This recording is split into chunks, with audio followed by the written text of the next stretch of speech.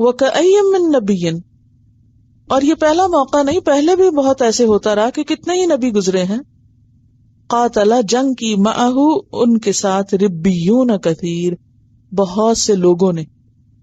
ربیون ربی کی جمع ہے، ربی کہتے ہیں گروہ کثیر کو. بعض روایات میں آتا ہے ربیہ 10,000 لوگوں کو کہا جاتا ہے. ابن مسعود ترجمہ کرتے ہیں 1000 لوگ. حسن بصری کہتے ہیں فقہاء اور علماء، اللہ والے، رب والے، ربی. فرمایا کہ پہلے بھی کئی نبی گزرے ہیں. ان جنگوں کی طرف اشارہ ہے جو حضرت موسیٰ، حضرت داؤد، حضرت سلیمان اور بعض دوسرے انبیاء کو لڑنی پڑی. حضرت سموئیل کے زمانے میں جو جنگ ہوئی تھی، جو غزوہ بدر سے مشابہ تھی، جو کس کی سرکردگی میں لڑی گئی تھی؟ طالوت کی. تو وہ جنگ غزوہ بدر سے بہت مشابہ تھی. تو فرمایا کتنے ہی نبی ایسے گزرے ہیں کہ ان کے ساتھ کثیر تعداد میں لوگوں نے مل کر جنگ کی، اور وہ کیسے لوگ تھے؟ ربی تھے، یعنی اللہ کی خاطر لڑنے والے تھے. فما وہنوا، تو انہوں نے کوئی وہن نہیں دکھایا. ان اللہ والوں نے کبھی بھی وہن نہیں دکھایا. وہن کا کیا مطلب ہے؟ ارادے کی کمزوری اور سستی. فما وہنوا، ارادے کی کمزوری کیا ہوتی ہے؟ یہ کام کروں کہ نہ کروں. اور ارادے کی پختگی کیا ہوتی ہے؟ مجھے بس کرنا ہے اور ہر قیمت پہ کرنا ہے، کچھ بھی گزر جائے مجھے کرنا ہے. اور وہن کیا ہوتا ہے؟ کروں کہ نہ کروں، کیا فائدہ ہوگا کیا نہیں ہوگا، کتنا ہوگا کیسے ہوگا، ہوگا تو کروں گا، نہیں ہوگا تو نہیں کروں گا. تو جو ربانی ہوتے ہیں وہ کیسے ہوتے ہیں؟ وہ کر گزرنے والے ہوتے ہیں. وہ یہ نہیں دیکھتے کہ مجھے کیا ملنے والا ہے.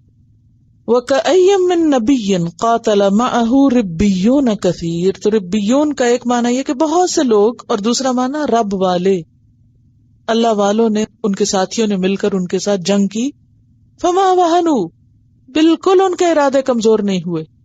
لما اصابہم فی سبیل اللہ، جو بھی ان کو مصیبت آئی اللہ کے راستے میں، کیسی بھی تکلیف پہنچی ان کو، لیکن ان کے ارادے نہیں کمزور ہوئے، وہ ڈاواڈول نہیں ہوئے.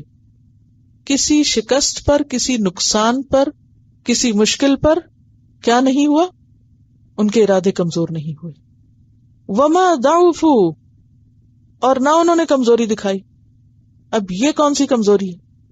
جسمانی کمزوری، یعنی فزیکلی بھی انہوں نے سستی نہیں دکھائی.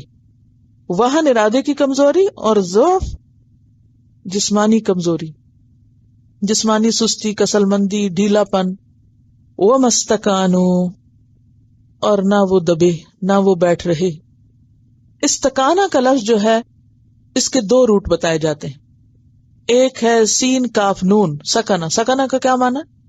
ٹھہر جانا، رک جانا، حرکت ختم ہو جانا، کوئی اس کے ساتھ جو مرضی کرے، بے حس ہو جانا. وَمَسْتَكَانُوا، اور وہ بے حس نہیں. بے حس کب ہوتا ہے انسان؟ جب کوئی نقصان ہو جاتا ہے. آپ نے کئی دفعہ دیکھا ہو کوئی فوت ہو جائے تو کچھ لوگ تو رو رہے ہوتے ہیں اور کچھ لوگ بالکل سکتے میں ہوتے ہیں اور کیا کرتے ہیں، جس کہتے ہیں بیٹھے بیٹھے دیکھ رہے ہوتے ہیں اور بس کچھ نہیں کرتے. ہم کیا کہتے ہیں کہ یہ کس میں چلے گئے؟ سکتے میں یا شوق میں ہے. یہ شوق کس کے بعد ہوتا ہے؟ غم کے بعد ہوتا ہے. غم کے بعد جو شوق ہوتا ہے اور جس میں انسان عمل کی قوت کھو بیٹھتا ہے اس کو استقانت کہتے ہیں. ٹھیک ہے، سمجھ گئے؟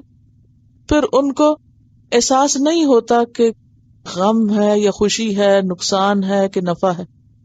عام طور پہ جب کوئی سکتے میں ہوتا ہے تو کیا کہتے ہیں؟ کیا کرو، اس کو رلاؤ. کیونکہ رو کے انسان کیا کرتا ہے؟ غم دور کر کے پھر دوبارہ اٹھ کھڑا ہوتا ہے. تو رونا بری بات نہیں ہے کسی غم کے موقع پر. کیا برا ہے؟ کام چھوڑ دینا. تو کچھ لوگوں کو زندگی میں تکلیف آتی ہے، غم آتا ہے، تو وہ غمگین ہونے کے باوجود، زخموں سے چور ہونے کے باوجود رو دھو کے اٹھ کے پھر کام شروع کر دیتے ہیں.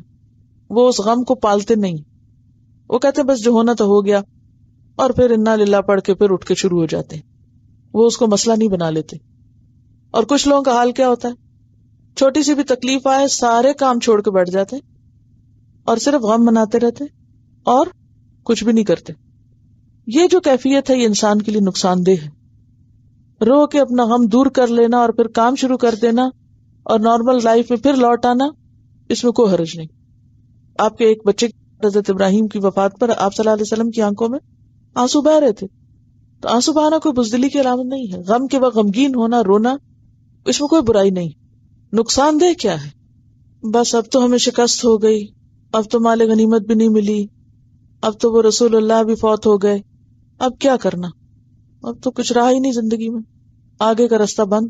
اسلام یہ نہیں چاہتا. کچھ بھی ہو جائے تمہارے لیے یہ زندگی بہت قیمتی ہے، تمہیں اپنا کام نہیں چھوڑنا، چلتے جانا ہے. چاہے زخمی ہو، چاہے لٹ گئے ہو، چاہے کھو دیا تم نے سب کچھ، لیکن چلتے چلو، کام نہیں رکے. کیونکہ یہ زندگی دوبارہ تھوڑی ملے گی، ایک دفعہ ملی ہے، اور اس کا ایک دن بھی گنوا دیا تو گیا. تو ایک ہے سکنا سے رک جانا، کام روک دینا. دوسرا روٹ ہے کاف واو نون، کانا یکون کون، کسی کا ہو جانے یا بن جانے کی خواہش کرنا، دب جانا، بے بس ہو جانا. یعنی کسی کا بن جائے انسان تو پھر کیا ہوتا ہے، وہ دوسرے کی مرضی کے تابع ہو جاتا ہے. وہ کہے گا تو میں کروں گا، اس نے کہا تو میں چلوں گا، اس نے مجھے کہا ہی نہیں لہٰذا میں نے کیا ہی نہیں. عام طور پر ایسے ہوتا ہے. ہر وقت وہ دوسروں سے موٹیویشن مانگتے رہتے ہیں کہ کوئی ان کو اٹھائے، کوئی انہیں موٹیویٹ کرے. یعنی کچھ لوگ ہوتے ہیں جو سیلف موٹیویٹڈ ہوتے ہیں، اور کچھ لوگ ہوتے ہیں جو دوسروں کے کہنے پر انہیں موٹیویشن مل جاتی ہے، وہ اٹھ کھڑے ہوتے ہیں. اور جب وہ دوسرے پاس نہیں رہتے، دوسرے چلے جاتے ہیں، تو وہ کیا کرتے ہیں، پھر واپس بیٹھ جاتے ہیں. کچھ ذہن میں آ رہا ہے یہ کیسی شخصیت ہوتی؟ جیسے آپ دیکھیں نا، یہ بچپنا ہے نا، یہ تو امیچور بندے کی علامت ہے. بچے ہوتے ہیں نا، تو آپ ان کے سر پہ سوار رہے، وہ کیا کرتے ہیں، کام کرتے رہتے ہیں. آپ ہٹ جائیں تو وہ کیا کرتے ہیں، کام چھوڑ دیتے ہیں. اچھا پھر جب وہ آپ کے پاؤں کی آواز سنتے ہیں کہ اماں اتر رہی اوپر سے، جلدی سے کام شروع کر دیتے ہیں. پھر دیکھتے ہیں کنکھیوں سے وہ چلی گئی، تو پھر اپنا گیم لی اور کھیلنا شروع کر دی. یہ بچپنا ہے. تو کچھ لوگ بڑے ہونے تک بھی ایسے ہی بچپنے کا شکار رہتے ہیں. کوئی سر پہ سوار ہے تو کام کر دیا، دھکا سٹارٹ جس کو کہتے. کوئی دھکا لگائے رکھے تو سٹارٹ رہے، اور دھکا ختم تو گاڑی بھی رک گئی. اسلام ہمیں دھکا سٹارٹ گاڑی نہیں بنانا چاہتا کہ کوئی آپ کو موٹیویشن دے. مومن تو سیلف موٹیویٹڈ ہوتا ہے. اللہ تعالیٰ ہم سے کیا چاہتے ہیں کہ ہم کیا ہوں، سیلف موٹیویٹڈ. اور وہ سیلف موٹیویشن کہاں سے آتی؟ ایمان سے آتی ہے. جب اللہ سے تعلق مضبوط ہو جائے تو کیسے ہو سکتا ہے کہ انسان بیٹھ جائے؟ پھر چین کہاں سے آ سکتا ہے؟ پھر کسی اور کے دھکے لگانے کی ضرورت ہی کہاں سے ہو سکتی ہے؟ اور اگر وہ نہیں آیا نا اندر، اور صرف اوپر سے ظاہری وہ لگ رہے ہیں دھکے اور موٹیویشن ہو رہی ہے، ایسا شخص کسی کام کے قابل نہیں. یہی وجہ کہ آپ دیکھیں کہ نبی صلی اللہ علیہ وسلم کی وفات کے بعد، یعنی یہ اللہ کی خاص حکمت تھی نا کہ جنگ احد میں یہ خبر مشہور ہو اور پھر لوگوں کا ری ایکشن دیکھا جائے، اور اس غلطی سے لوگوں کو تیار کر دیا جائے آئندہ اس وقت کے لیے کہ جب حقیقت میں نبی صلی اللہ علیہ وسلم دنیا میں نہیں رہیں گے تو پھر یہ صحابہ کیا کریں گے. اور آپ کو معلوم ہے پھر صحابہ نے کیا کیا تھا؟ آپ کے جانے کے بعد بیٹھ گئے تھے مدینہ میں. کیا کیا تھا؟ جب وہ اصل موٹیویشن ختم ہو گئی تو جو اللہ کے ماننے والے تھے، جو ربانی تھے، ان کو بیرونی کسی موٹیویشن کی ضرورت نہ رہی. ان میں سے ایک ایک سیلف موٹیویٹڈ تھا، اور جو کام نبی صلی اللہ علیہ وسلم چھوڑ کر گئے تھے وہ اس کام کو آگے بڑھانے والے تھے. اور یہ موٹیویشن اس حد تک تھی کہ بڑی بڑی قوتوں سے جب ٹکرائے تو آپ ذرا ان کا حال دیکھیں. یہ ایک روایت ہے ابن ابی حاتم کی کہ ملک فارس پر جہاد کرنے کی حالت میں دریائے دجلہ کے ادھر مسلمان اور ادھر ایرانی فوج تھی. سو ایک مسلمان نے کہا کہ تم کو کون سی چیز ان دشمنوں کی طرف عبور کرنے سے روک رہی ہے، کیوں نہیں جاتے؟ یہ دجلہ بھی کیوں کر موت دے گا؟ موت دجلہ میں تھوڑی ہے. اللہ تعالیٰ نے فرمایا وما کان لنفس ان تموت الا باذن اللہ کتاب مؤجلہ. یہ کہہ کر دجلہ میں اپنا گھوڑا ڈال دیا. اس کے پیچھے اور مسلمانوں نے بھی گھوڑے ڈال دیے. ایرانیوں نے جو یہ حال دیکھا تو اپنی زبان میں ایک دوسرے سے کہا دیو آمدن، دیو جن آ گئے ہیں، دیو آمدن، دیو آ گئے ہیں. اور صرف انہیں آتا دیکھ کے خوف زدہ ہو کے بھاگ گئے. یہ کیا چیز تھی؟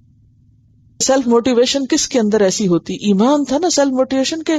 ڈرتے ہو یہ نقصان ہو جائے گا، وہ ہو جائے گا، اس کا کیا بنے گا؟ انسان کو بزدل کیا چیزیں بناتی؟ ہماری موٹیویشن میں کب کمی آتی؟ جب ہمیں خوف آتا نا دنیا کا فلانا نقصان ہو جائے گا سب سے زیادہ. اچھا پھر میری ذات کا کیا ہوگا، پھر میرے نام کا کیا ہوگا، پھر میری شہرت کا کیا ہوگا، پھر میرے مال کا کیا ہوگا، پھر میرے اولاد کا کیا ہوگا، پھر میرے گھر کا کیا ہوگا، پھر میرے بزنس کا کیا ہوگا، پھر میری جاب کا کیا ہوگا. یہ جتنے بھی دنیا کی محبتوں کے خوف ہے نا ہمارے اوپر، یہ سارے رکاوٹیں ہیں، موٹیویشن کے راستے میں حائل ہو جاتی ہیں.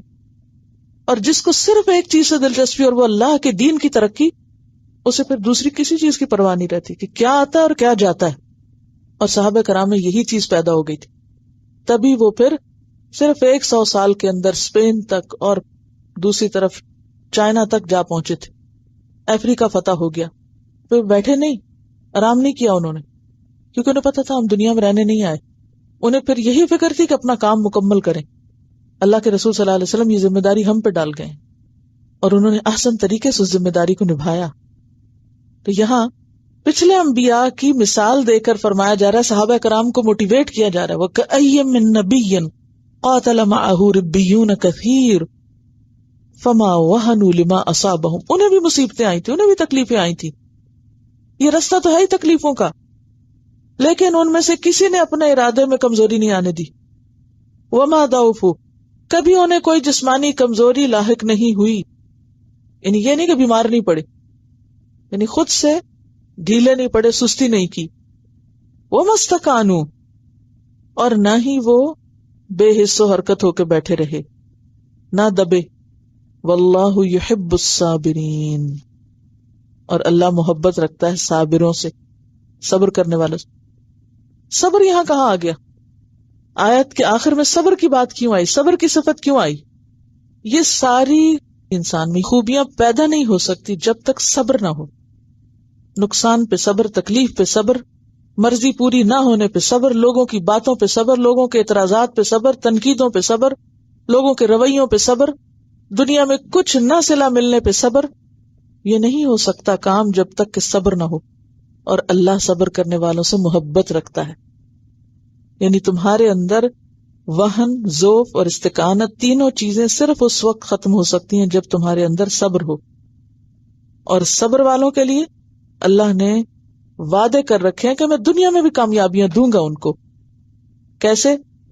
سورۃ الانفال آیت 65 اللہ تعالیٰ فرماتے ہیں ان یکم منکم 20 صابرون یغلبوا 200، جب تمہارے اندر 20 صبر کرنے والے ہوں گے تو وہ 200 پہ غالب آ جائیں گے.